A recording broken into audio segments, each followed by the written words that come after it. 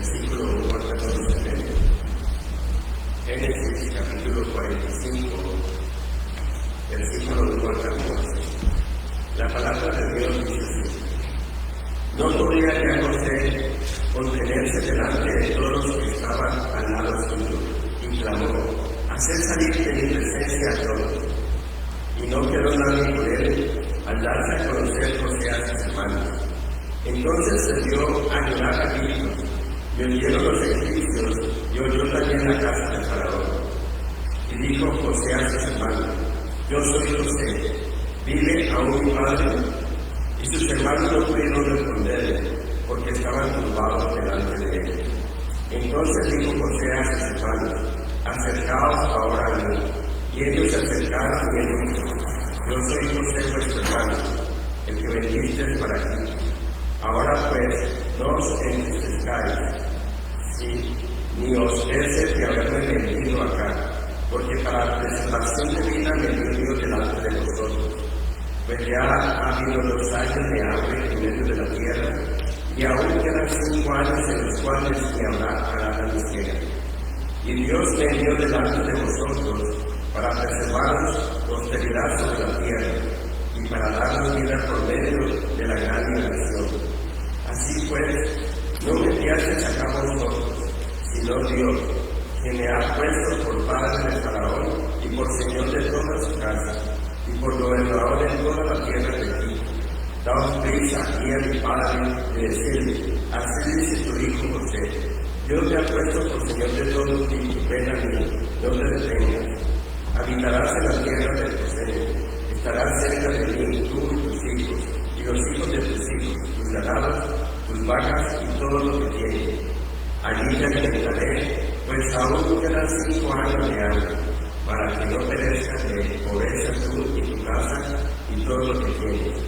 He aquí, vuestros ojos ven y los ojos de mi hermano Benjamín, que mi boca ha posado. Haréis pues saber a mi padre toda mi gloria en Egipto, y todo lo que habéis dicho, y daos prisa, y traeré mi padre acá. Y se echó sobre el cuello de Benjamín, su hermano, y lloró, y también Benjamín lloró sobre su cuello. Bendito sea la palabra de Dios. La escuela dominical.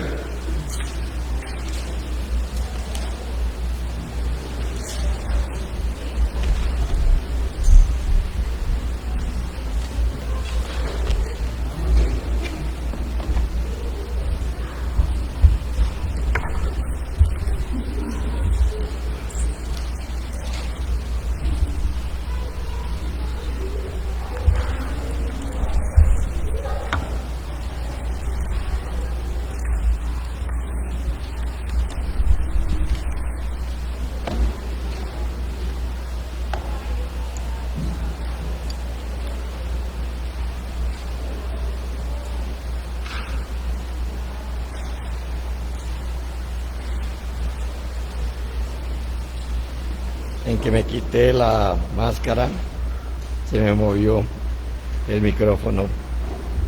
Sí, se me escuchó. No. Muy bien.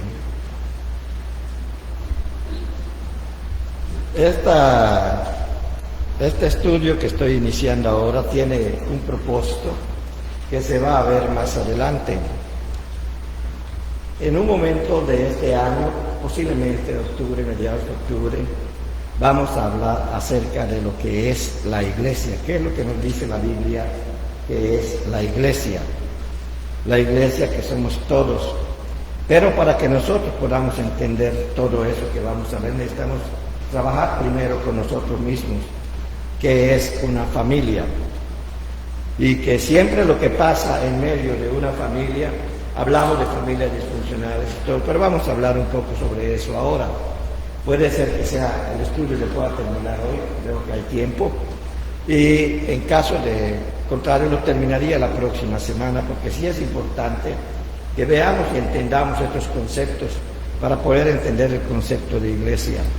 Allí en Efesios capítulo 5, nuestro Señor inspiró al apóstol Pablo para que escribiera que la relación de la iglesia con Jesucristo es como la de un esposo y una esposa, personas debidamente comprometidos y que han comprometido su vida para vivirla juntos.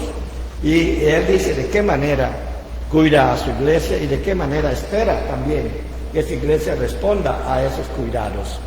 Es muy importante, porque la iglesia es usted, soy yo, y somos todos juntos. Y después todas aquellas personas que han recibido a Cristo como único y suficiente Salvador y se han hecho por eso hijos de Dios. Esa es la iglesia de Dios. Entonces vamos a hablar un poco sobre eso. Para que nosotros podamos entender todo esto, tenemos que entender qué es lo que pasa en la vida familiar, algunas cosas, por qué ocurren algunas de las cosas ante las que nosotros nos enfrentamos, porque también ocurren en la iglesia. Así como hay discusiones entre la pareja en un momento determinado, a veces hay momentos en que le queremos reclamar algo a Dios. Lo que nos detiene a veces es el temor, y está bien, pero Dios no se enojaría si usted le reclama algo en un momento determinado, porque es Dios, y entiende más de lo que nosotros nos podemos entender a nosotros mismos. Para eso tomé parte de lo que es la lección que estuve estudiando en la Escuela Bíblica de Vacaciones, que por cierto, hermanos, fue algo realmente increíble. Quiero reconocer aquí públicamente a mis hermanos y hermanas. Yo vi una Escuela Bíblica de Vacaciones maravillosa, maravillosa. Y quiero darle las gracias a las personas que se encargaron de todo eso, a los que participaron. Yo vi a gente jugando, divirtiéndose, aprendiendo, preguntando, conversando. Vi la alegría de mis hermanos y hermanas en eso. Y eso solamente lo pudo hacer una buena organización. Una buena organización siempre nos lleva a un buen resultado. Por eso, muchas gracias, muy bendecido también me sentí. Y ahora vamos a ver esto, ¿verdad? ¿Qué es una familia y todo? Nosotros vamos a empezar con ¿qué es el ciclo de violencia? El tema se llama Rompiendo el ciclo de violencia, la historia de José. Para que nosotros veamos qué es lo que pasa, qué es lo que la Biblia dice de tantas cosas que ocurren a diario en su hogar. Y por qué muchas veces los que estudiamos la Biblia nos damos cuenta de ciertas cosas, no porque seamos adivinos, sino porque hay un Espíritu Santo que al revelarnos las Escrituras también nos está diciendo qué es lo que está pasando allí en su hogar, con usted, con su esposa, con sus hijos. Y que cómo eso, lo que está pasando en su hogar se refleja en la iglesia. ¿Cómo se refleja? Porque también vamos a ver después, aquí les adelanto, que la iglesia es una familia y cómo lo vamos a ver. Bueno, vamos a ver. Bueno, el ciclo de violencia. ¿Qué es el ciclo de violencia? ¿Qué es lo primero que se da? Ahí tenemos una definición. Un ciclo de violencia. Muchas veces se habla de ciclo de violencia, pero no tenemos una idea de lo que es. Según las definiciones que hay allá afuera, el ciclo de violencia es un modelo desarrollado para explicar la complejidad y la coexistencia del abuso en los comportamientos humanos, que va de un estado de paz y tranquilidad con toda la expresión de cualquier tipo de forma repetitiva. Por eso es ciclo. Y tiene la siguiente imagen. Primero, se vive en un periodo de paz. Ahí la pareja, los hermanos viven un periodo de paz. Después se manifiesta un periodo de intranquilidad, es decir, algo como que le empieza a molestar, como que no me gustan estas cosas, empieza a estar en desacuerdo con algo, pero todavía no se dice todo.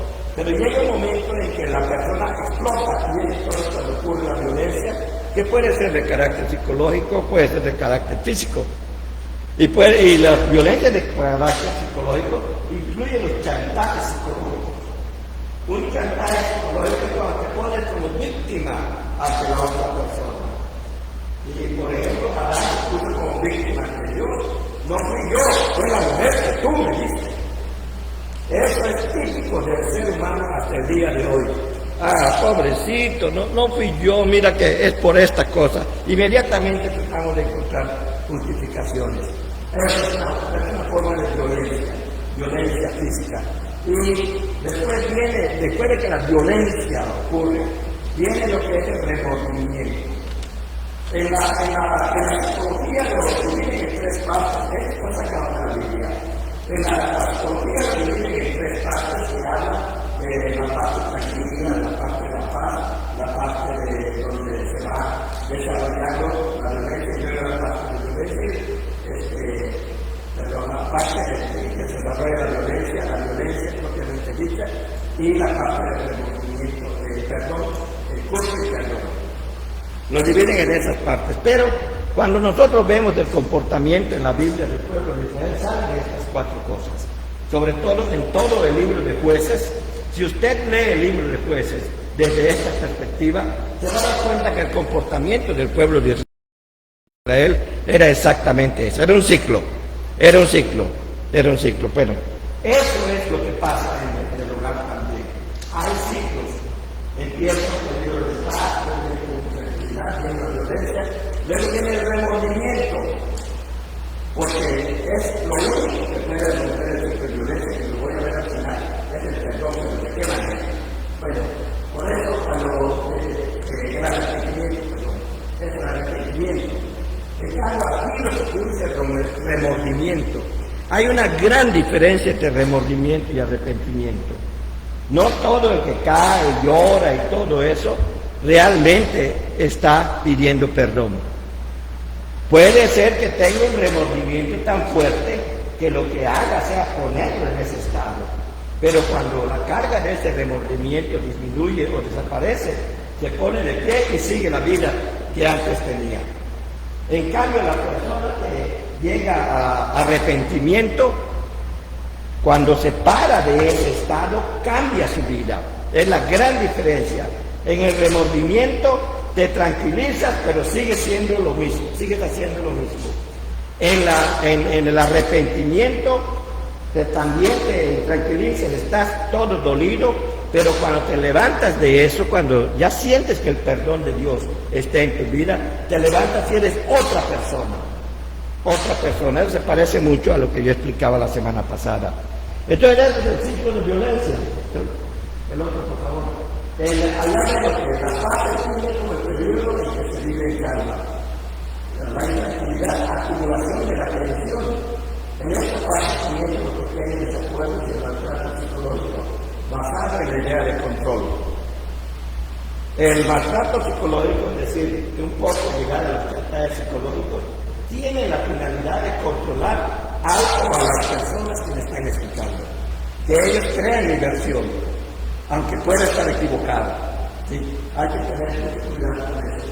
Luego viene la violencia, es el momento que está en la agresión y se manifiesta en diferentes tipos y niveles de agresión. Hay agresiones muy fuertes, por eso se ha tenido que reglamentar en el exterior para proteger a aquellos que son violentados, sobre todo a los niños, a las mujeres sociales, a las personas menores.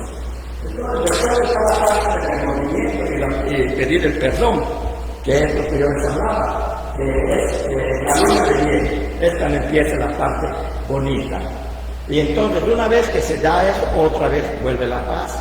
Pero se vuelven a acumular las tensiones, estalla la violencia y vuelve otra vez el perdón.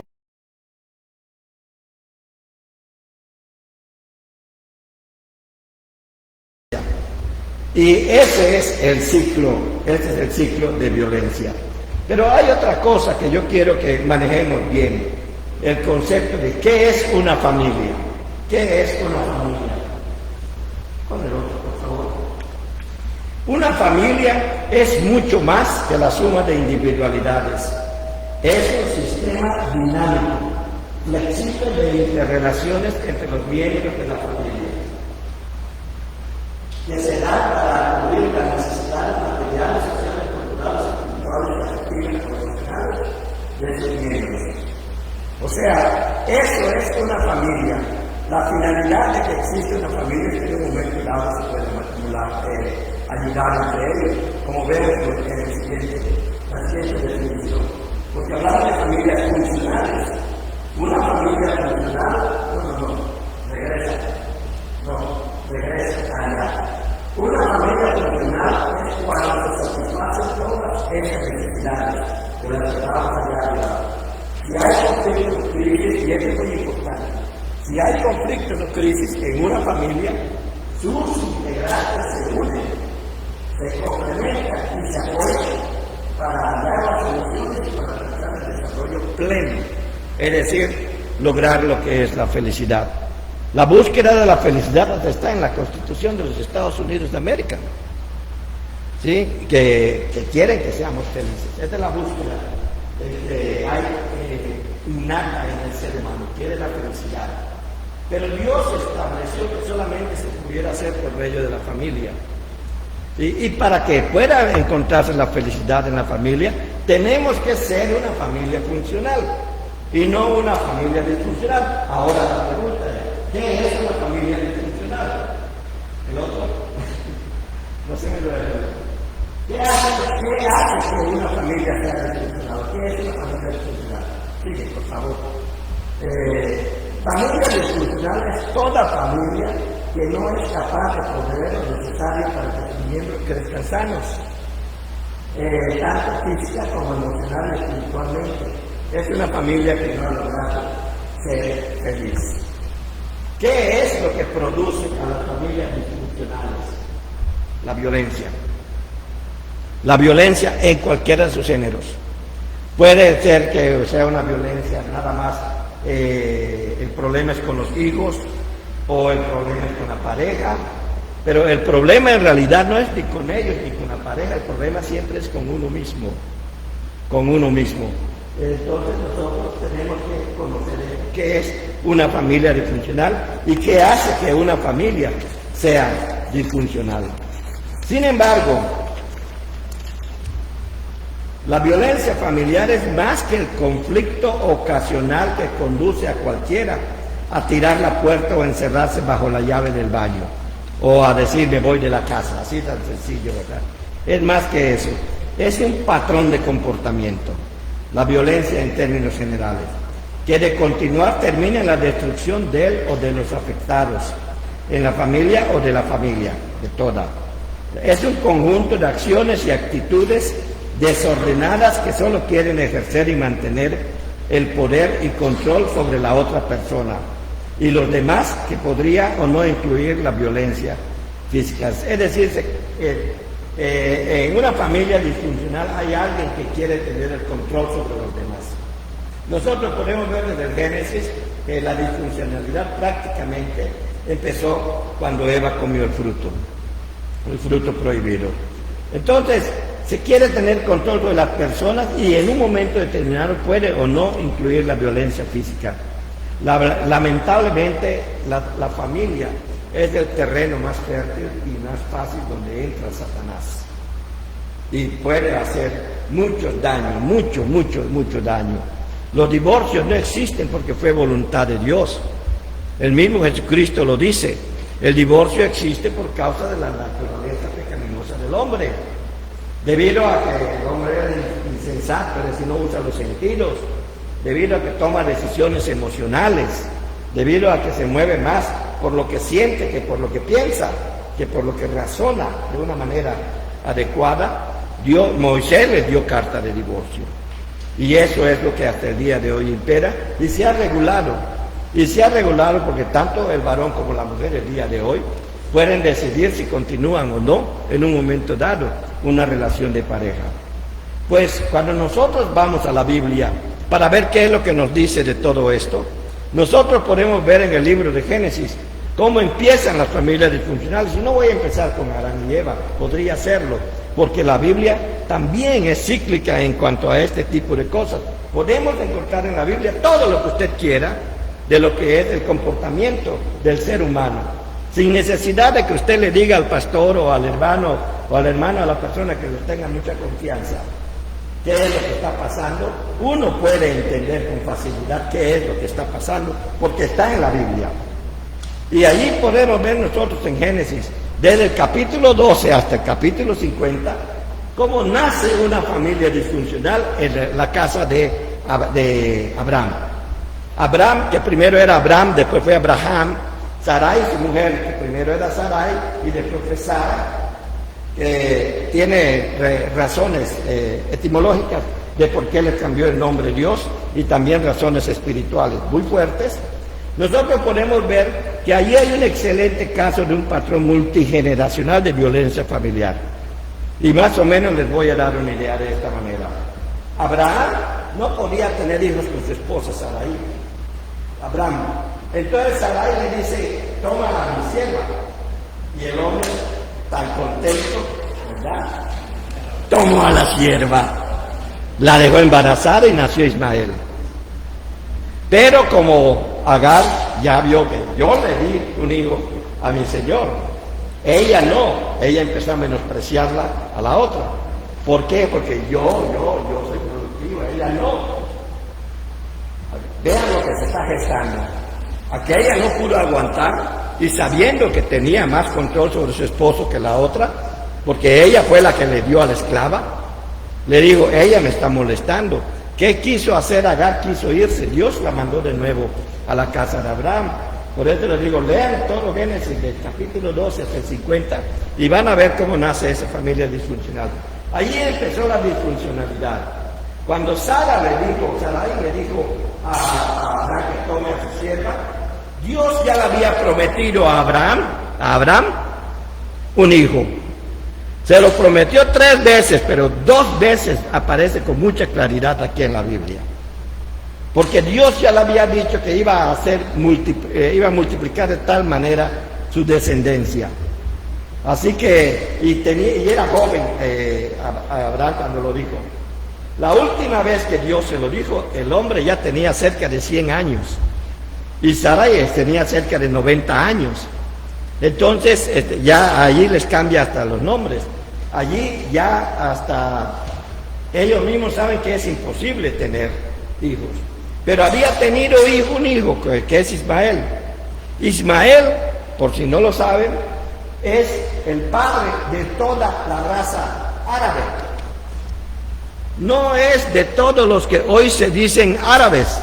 Entre los que hoy se dicen árabes hay filisteos, hay amorreos, hay otras tribus. Pero los de la descendencia de Ismael son los árabes. Los árabes Ismael tuvo un pleito con Abraham tuvo a Isaac. Ismael envidió o sabía que no iba a tener la herencia de Isaac. Y el pleito que el día de hoy se tiene los árabes con el pueblo de Israel viene desde esos tiempos, porque no se resolvió ese problema en ese tiempo. Hasta el día de hoy siguen esos problemas. Y eso es lo que pasa en los hogares también. Cuando no se resuelven las diferencias, esos van a seguir generación tras generación. Y les voy a dar nada más un ejemplo. Allá en el capítulo 12 de Génesis, Abraham miente acerca de su esposa. Dice, es que es muy bonita, me la van a quitar. Dile al faraón que eres mi hermana. Y aquel casi comete un delito delante de Dios y era temeroso de Dios. Tenía miedo de lo que Dios le podía hacer si tomaba a la mujer de Abraham. Pues unos años después, Isaac hace exactamente lo mismo. Miente para salvar su vida. Así como Abraham mintió, hizo que mienta a su esposa para salvar su vida, Isaac hizo lo mismo. Ambos tuvieron que pasar la experiencia, entender más bien, la experiencia de dame la vida de tu hijo, allá en el monte de Moriah, dame la vida de tu hijo. Tuvieron que pasar por eso para conocer quién era Dios y poderse someter a Él completamente. Porque si no hubieran tenido esa experiencia tan fuerte, Abraham e Isaac, que tuvo que levantar la mano Abraham con el cuchillo, y es un ángel el que vino a decirle, no lo hagas, no lo hagas.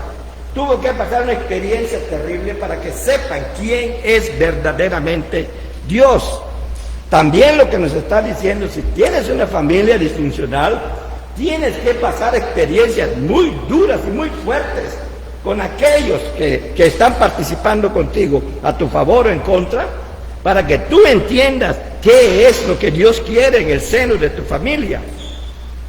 Y se van a dar las diferencias, porque somos seres humanos y somos diferentes, ya lo hemos dicho antes. Se van a dar esas diferencias. Entonces, vemos nosotros que eso es lo que pasaba en el seno de Abraham. Un pleito que comenzó en aquel tiempo, que no se resolvió, siguió. Pero también hubo uno que sí se atrevió a romper lo que es ese ciclo de violencia que se generó. Vivían en paz, luego se peleaban, luego odiaban entre ellos, luego se repetían. Hasta Abraham en un momento dado, cuando supo que su sobrino Lot, que también ahí hubo un rompimiento, todo lo que no quise empezar por allí, cuando supo que lo habían capturado en una guerra, él fue a rescatarlo. Es decir, se separaban, pero todavía había el acercamiento por ese cariño normal que se tienen los parientes. Y así puede pasar en la familia. A veces pueden estar muy divididos, pero en un momento determinado de mucha ansiedad se pueden ayudar. Pero lo más terrible para mí fue ese momento cuando Abraham tuvo que pasar la experiencia de entregar a su hijo. Entonces, en cuanto nosotros vemos esto, vemos que está Isaac, pero Isaac tuvo dos hijos, Esaú y Jacob. ¿Qué pasó con Esaú y Jacob? Lo mismo que con Ismael e Isaac. Se pelearon. Y es más, Jacob le robó la bendición a Esaú.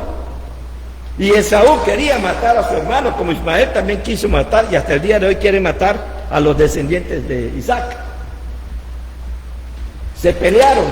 ¿Y qué hace? Jacob se va a otra tierra, a una tierra pagana, porque su suegro Labán era pagano.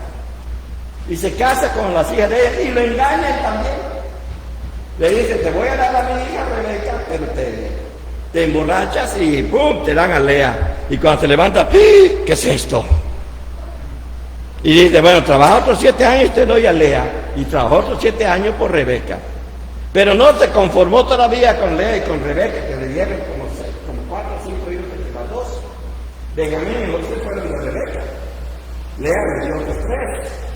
Tuvo concubinas, Silpa fue una de ellas, que hasta Dan, el mayor, se acostó con su concubina. Por eso le habló muy fuerte en la bendición Jacob después. Nosotros vemos que allí no supo o no quiso, para mí no supo más bien cómo dirigir su familia y permitió el pleito entre los hermanos. Pero ese pleito entre los hermanos se dio porque había pleito entre las esposas.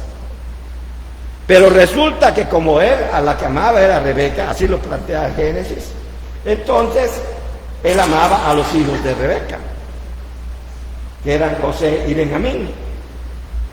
Y un día José tiene un sueño y le dice, yo vi varias espigas, 10 espigas, y la mía estaba en 2 espigas, algo así, y la mía estaba en medio y las demás espigas se inclinaban. Y tuvieron envidia del hermano, ¿cómo? Que tú no vas a gobernar. Y luego cuenta que un día vio a la luna, el sol y 12 estrellas alrededor, y él estaba en medio, y la luna, el sol y las otras 11 estrellas se postraban ante él. Y hasta el papá se enojó con José. Los hermanos llegaron a envidiar a José, llegaron a tener problemas con él, y cuando le hace una túnica muy bonita, Jacob, o Israel, que ya se llamaba, Dios le había dado ese nombre, Israel, le hace una túnica muy bonita a José, los hermanos le envidian, de manera que cuando van, lo mandan para ver qué hacen sus hermanos. ¿Qué dicen los hermanos? Ahí viene el chismoso, le va a decir a nuestro padre toda la divertida que nos estamos dando. ¿Y qué hacen? Lo quieren matar. El hermano mayor lo defiende y resulta que lo venden a los benjamitas y estos lo venden a Potifar, y sabemos todo lo que pasa a José como consecuencia de la disfunción familiar que había en su hogar y que empezó con Abraham. Así como se pelearon los hijos de Abraham, se pelearon los hijos de Isaac. Y así como se pelearon los hijos de Isaac, se pelearon los hijos de Jacob. Y así como se estaban peleando los hijos de Jacob, se podría haber continuado, vean, se ha ido reduciendo, porque lo de Abraham e Ismael, Isaac e Ismael, no se ha resuelto hasta el día de hoy. Miren, hermanos, cuando a mí me han preguntado, les he tenido que decir, lo de Israel y los árabes no se va a resolver, porque ya tiene siglos, más de 6.000 años de historia esa diferencia. Entonces es difícil. Cuando nosotros tenemos un hogar disfuncional, corremos el riesgo de que ese pleito que se inició en nuestro hogar vaya por generaciones. Ahora, si la iglesia es una familia, vamos a pensar nada más. Vemos entonces que José asciende, él por sí mismo empieza, pero todo se lo atribuye a Dios. Y eso fue lo que hizo la diferencia. Él, hasta cuando veían que todo lo que él hacía prosperaba, la gente reconocía que Dios estaba con él. ¿Y qué pasó? Que lo encumbran. Me encanta, me gustaría hacer un estudio de la cárcel a la Casa Blanca. Está bonito el título. ¿Cómo va José de la cárcel hasta la mano derecha del faraón, gobernador de Egipto? Es un brinco tremendo que da solamente por la gracia de Dios, porque pasó muchos años, desde los 17 años más o menos, hasta los 30, 31 años que ella tenía, cuando llega hasta Faraón. Entonces le da la respuesta a Faraón del sueño que había tenido, y eso hace que sea visto de una manera diferente, y lo pone al frente. Allí también se aprende lo que es la economía de Dios, que primero fue aplicado en Egipto, antes de que lo aplicaran ellos a ellos mismos. Entonces, ¿qué es lo que pasa después de los 7 años de estar guardando todos esos alimentos, todos esos animales que eran necesarios para la alimentación de la gente? Viene la hambruna. Entonces el pueblo de Israel y entre ellos los hermanos de José, que ya lo creían muerto, dijeron tanto una mentira de que había muerto que hasta ellos se lo llegaron a creer. Nosotros cuando leemos qué pasa cuando hablan con José, allí en Egipto dice nuestro hermano murió, pero no dijeron por nuestra causa, murió sin decir más. Pero José todo lo oía y sabía que tenía a su hermanito menor, que era Benjamín, que era de la misma mamá de él. Entonces quería traerlo allá. Y de esa manera fue acercando a sus hermanos. Y después viene lo que nosotros leímos aquí, cómo José se revela a sus hermanos. Hace que salgan todos los egipcios, ya no se aguanta él más. Pero José decidió hacer una cosa muy importante. En esta versión yo veo como unas 4 o 5 veces que dice, me ha enviado Dios, no fueron ustedes los que me enviaron. Yo llegué hasta esta estatura de política y social porque Dios me puso en este lugar. Y Dios me trajo hasta aquí para que ustedes no padezcan hambre, para salvar a nuestro pueblo y a nuestra raza de la muerte o de la extinción. Entonces, uno puede decir, bueno, Dios tenía un propósito. Miren, les voy a decir una cosa. El propósito de Dios se cumple muy a pesar nuestro. El propósito de Dios se va a cumplir, querramos o no querramos, participemos o no participemos. Se ahorcó Judas y inmediatamente hubo alguien que ocupó su lugar. O sea, no se perdió lo que es la dinastía real del pueblo de Israel en el reino de los cielos. Por la huida por la imprudencia de Judas. No se perdió. Lo que se va a hacer, va a ocurrir. Entonces, hay un momento en la vida, en el futuro nuestro, si somos de una familia o tenemos una familia disfuncional, en que alguien va a romperlo, pero los demás siguen con el pleito. Ejemplo, Isaac e Ismael siguen en pleito a pesar de que aún en tiempo de José, hace aproximadamente unos 5.500 años, se resolvió ese asunto entre la familia de Jacob, nada más entre eso. Pero de las demás descendencias de Abraham, no. Lo que quiero llamar la atención de esto, cómo una familia disfuncional puede tener consecuencias, su disfunción, de manera generacional. Y está siendo y va a ser juzgada la persona responsable de esa familia, que normalmente es el varón, pero todos van a ser juzgados, como dice allí en 2 Corintios 5:10, delante del tribunal de Cristo por todo lo que hayan hecho, mientras estaban en esta vida, haya sido bueno o haya sido malo. Entonces, la pregunta que uno puede hacer antes de continuar con lo de José, ¿qué tipo de familia es la mía? ¿Qué tipo de familia somos? La Iglesia Cristiana Unida. ¿Somos una familia funcional, como dijimos, o somos una familia disfuncional? Bueno, por medio de José, Dios modeló una nueva forma de vivir en familia. ¿Qué es lo que hizo José? Primero reconoció que a pesar de que sus hermanos habían deseado su mal, Dios lo transformó en bien. Y en la familia usted puede verlo. A pesar de que tuve estos problemas, tuve esta situación, Dios la transformó en bien. Dios puede transformar el problema que tú tienes en tu hogar o el problema que haya en la iglesia, la puede transformar en algo para su divina gloria, porque es Dios. Y ese es el propósito de Dios en esto. ¿Qué fue lo que tuvo que hacer José? Perdonar. Él dijo, no se preocupen, yo soy José, y lo que ustedes me buscaron un mal, Dios lo transformó en bien. Yo no estoy aquí porque ustedes me enviaron, estoy aquí porque Dios me puso. Dios lo pudo haber puesto allá sin necesidad de esos pleitos, sin romper lo que es el núcleo familiar. ¿Qué fue la situación durante todo ese tiempo que habían dicho que José había muerto? No eran felices. Era lo que dijimos de la familia. No eran felices, no podían ser felices porque les faltaba aquel, les faltaba uno. Y nosotros a veces no nos falta nada y no somos felices, pero no es porque nos falte algo, sino porque no estamos buscando la manera de obedecer a Dios. Por eso José insiste en esta parte que se leyó. Dios dice, Él me ha enviado aquí. Dios me ha enviado, Dios me ha enviado. No me enviaron ustedes acá, sino Dios.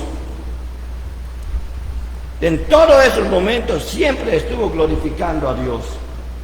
Eso quiere decir que para que su familia deje de ser disfuncional, primero tiene que glorificar a Dios. Primero tiene que reconocer que a pesar de todo lo que haya pasado, escucha a Pablo que dice, todo lo dejo acá y prospero a Dios. Es ahí donde yo estoy viendo que está mi final. Y yo voy a proseguir hacia la meta si puedo dejar atrás mi pasado. Por eso, estaba yo oyendo unos documentales y dicen que la razón por la que la esposa de Lot se convirtió en estatua de sal es porque miró hacia atrás. Y también la razón por la que podemos ganar el reino de los cielos, según dice nuestro Señor Jesucristo, es no mirar hacia atrás. Ninguno que pone su mano en el arado y mire hacia atrás, ¿qué dice? El reino del reino de los cielos. Entonces, la finalidad es no mirar hacia atrás, no ver qué es lo que ha pasado, sino darle gracias a Dios por el lugar donde hoy estamos, por el lugar donde tú estás hoy como esposo, como esposa, y dejar todo atrás y ver qué hay adelante y prepararse para eso que Dios ha marcado. Ahora lleve esto al seno de la iglesia. Lleve esto al seno de la iglesia. Los eruditos bíblicos concluyen en esta historia de José que los hermanos aún tenían miedo de lo que José pudiera hacer cuando el papá ya no estuviera. La conclusión de los hermanos fue, mientras papá está vivo, José no nos va a tocar. Pero el problema es, papá ya está mayor, ¿qué va a pasar cuando papá ya no esté? Y hay evidencias aquí en el mismo Génesis de que ellos pensaban de esa manera. Pero José no. La culpa. A pesar de que habían sido perdonados, porque lo que José hizo fue dejar atrás todo lo que había pasado, mirar hacia adelante qué es lo que se viene, ayudar a sus hermanos que en ese momento estaban en necesidad, porque el perdón todo eso logra. El verdadero perdón deja atrás aquello que nos hizo daño, se para de frente y firme con la fortaleza que solo Dios le puede dar y le permite dar el siguiente paso con confianza, porque sabe que el Señor lo sostiene aún cuando usted no vea piso allí donde va a poner el pie. Ese es Dios. Entonces, lo que nos está diciendo una historia como esta es que van a haber familias disfuncionales. Y lo que es la disfuncionalidad es precisamente lo que produce, es la violencia, y la violencia se produce por pecado. Y el pecado viene por carnalidad para los cristianos. Ya vimos todo eso, por eso no me detengo en eso, por carnalidad. Eres carnal, vas a pecar. Y vas a hacerle daño a alguien en tu hogar. Entonces, debemos de estar nosotros siempre mirando hacia donde vamos y no de donde venimos. Quien ve de dónde viene se va a convertir en una estatua de sal. Eso es lo que le va a pasar. Va a actuar Dios en contra de él. Y eso está en la Biblia. Hasta ahí mismo dice qué es lo que le va a pasar a esa persona. Entonces, ¿qué es lo que tenemos que hacer? Perdonar. Perdonar, ya no actuar con violencia. Miren, José tenía tanto poder que estaba en una posición en que ahora sí me toca a mí, es la mía. Era el gobernador de Egipto. Y el único que estaba por encima de él era el faraón. Y él podía desquitarse de sus hermanos solo con tronar los dedos. A ver, soldados, agárrenlos, golpéenlos y déjenme verlo para que yo me ría. Él se podía vengar, podía hacerlo, pero ¿saben qué? Decidió no hacerlo. Decidió no hacerlo. Además le dijo a aquellos que lo protegían a él, salgan de este lugar. Se reveló a sus hermanos. Cuando les decía, es Dios el que me puso aquí, les estaba diciendo, les perdono. Ellos no podían hablar, por eso termina esta parte del versículo 14. Entonces sus hermanos hablaron con él. Estaban mudos de asombro. Habían pasado como casi 15, 17 años más. Ya habían pasado también los 7 años. Ya tenía cerca de 40 años José. Y más o menos a los 17 años es cuando lo vendieron. Habían pasado cerca de 23 años que no lo veían. Y además en Egipto se maquillaban la cara de blanco y todo, ¿verdad? Y se ponían otras cosas en la cara. Entonces eso hacía que sea irreconocible. Y usaban barbas falsas. Eran adornos también de pelo de camello, de otro animal, y se lo ponían aquí, a lo largo. Así eran los egipcios. Entonces no lo podían reconocer bien. No lo podían reconocer bien.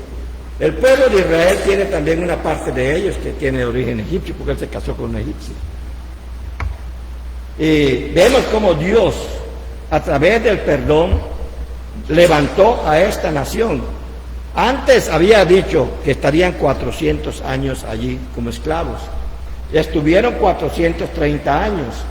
Quiere decir que los primeros 30 años no fueron esclavos, pero los otros 400 sí fueron esclavos, que fue cuando viene Moisés y lo libera.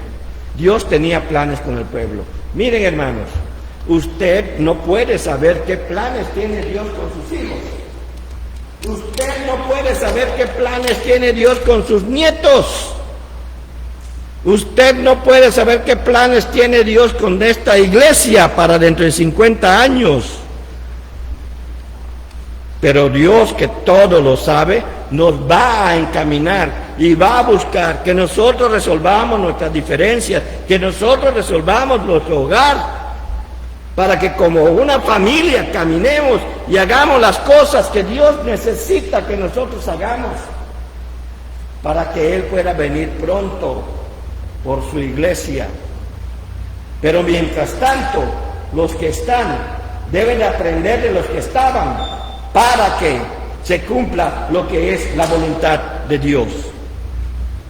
Usted como esposo, usted como esposa deben aprender todo acerca de Dios, para que en su hogar se cumpla en sus hijos lo que Dios quiere hacer con ellos. Tal vez usted y yo ya pasamos a otro nivel. Ya son nuestros hijos a los que tenemos que apoyar, a los que tenemos que ayudar, a los que tenemos que encaminar, a los que tenemos que orientar. Son a los que tenemos que enseñar, porque eso es lo que nos dejó Dios. Tal vez los hermanos más jóvenes de esta congregación son a los que tenemos que apoyar, ayudar, alentar y no ponerle obstáculos, para que Dios haga a través de ellos lo que Él quiere hacer con esta, nuestra amada iglesia. Y estoy haciendo una relación muy fuerte, mis amados y amadas santas de Dios, santos de Dios, y la relación de la familia, de su hogar, con nuestra propia iglesia. Y le garantizo que lo que pasa en su hogar se está reflejando en nuestra iglesia, o se refleja de una forma u otra en nuestra iglesia. Y si usted no está dispuesto a cambiar, esta iglesia tampoco va a cambiar. ¿Y sabe qué? Dios se lo va a demandar. Y por eso es que se lo estoy diciendo, y se lo digo con énfasis, con este dolor en mi corazón, porque sé que Dios quiere cambiar tu hogar para cambiar esta iglesia. Dios quiere hacer crecer en bendición tu hogar para que esta iglesia crezca en bendición. Dios quiere que tu hogar esté lleno del Espíritu Santo para que esta iglesia esté llena del Espíritu Santo. Ese es el camino, no nos equivoquemos. No son los planes que hace el pastor aunque eso ayuden. No son los planes que hace ninguno de los ministerios aunque eso ayuden. Es como usted es como familia. Usted es como familia de Dios en esta iglesia. Pero tiene que empezar en su hogar. Y desde esta tribuna voy a estarle recordando todo el tiempo que Dios me lo permita, la importancia de su hogar, la importancia de sus hijos, la importancia de sus nietos, de todo lo que son su familia, porque eso va a dar a conocer también la importancia de la iglesia. Así que pensemos eso. Ahora, el escoger no actuar con violencia, ponle el último slide, por favor. El escoger no actuar con violencia no es simplemente un acto de buena voluntad. No se le va a ocurrir así porque, ay, qué bueno soy. Hay gente muy buena, pero es muy violenta.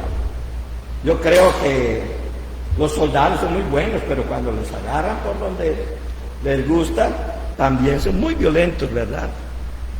Es toda una expresión de fe el que escoger no actuar con violencia. Porque tú no sabes cómo va a reaccionar tu contrario. Y el Señor no te dice que eso te debe de interesar. Él te dice, ama a tu prójimo. Ámalo, ámalo. Y también en Pablo, allá en Romanos 12, 17 y 18, dice, en cuanto dependa de ustedes, estar en paz con todos los hombres, con todas las personas, con toda la humanidad. Entonces, el escoger actuar con violencia no es simplemente un acto de buena voluntad, es toda una expresión de fe. Es la acción redentora de Dios en nuestras vidas y en nuestras relaciones, en tus relaciones, en tus relaciones, en sus relaciones. Eso es el acto de fe que Dios quiere que tú y yo practiquemos desde ahora o cuanto antes. Ese es el acto de fe. No son pasos fáciles, mis amados y amadas, no son pasos fáciles. Pero tampoco los pasos que Jesús tuvo que dar camino al Calvario fueron fáciles. Y sin embargo, Él pudo llegar con la ayuda de otros. Así que usted y yo vamos a llegar con la ayuda de otros, pero sobre todo con la fortaleza que Dios da. Porque también tenemos nuestro Getsemaní, nos hincamos, decimos, Señor, que pase esto. Por eso pasamos al frente a orar. Tenemos nuestro Getsemaní. Y Dios va a darnos la fortaleza para que demos los pasos que necesitemos, para que dejemos de ser lo disfuncional que hemos sido como familias y lo disfuncional que somos muchas veces como iglesia. De esto voy a hablar más en el mes de octubre, pero lo que quiero que se tome ahora, escoge tú lo que has de hacer. ¿Vas a seguir ese camino que conduce a la violencia? ¿O quieres romper ese ciclo de violencia? José no hubiera roto ese ciclo de violencia si no se le hubiera presentado los mismos aquellos con quienes estaba enemistado al frente. Y ellos necesitaban una ayuda. Si hubieran tenido la oportunidad, él hubiera tenido la oportunidad de vengarse y no lo hizo. Es allí donde se rompe el ciclo de violencia. Y cualquier ciclo de violencia, óiganme bien, mis amados hermanos, psicólogos, psiquiatras también, cualquier ciclo de violencia, y ustedes lo saben bien, solo lo rompe el amor. Solo lo rompe el amor de Dios, el único que nos permite perdonar. Sin el amor de Dios no hay perdón. No hay perdón. Padre, gracias por esta palabra, gracias por lo que hoy nos has mostrado, gracias por lo que nos dices, gracias por lo que haces en nosotros, gracias por lo que tienes preparado para cada hogar representado en este lugar. Gracias por ellos, Padre. Bendícenos en el poderoso nombre de Jesucristo y llévanos hasta esos lugares que tú estás preparando para que nosotros caminemos en ti. En el nombre de Jesucristo nuestro Señor. Amén.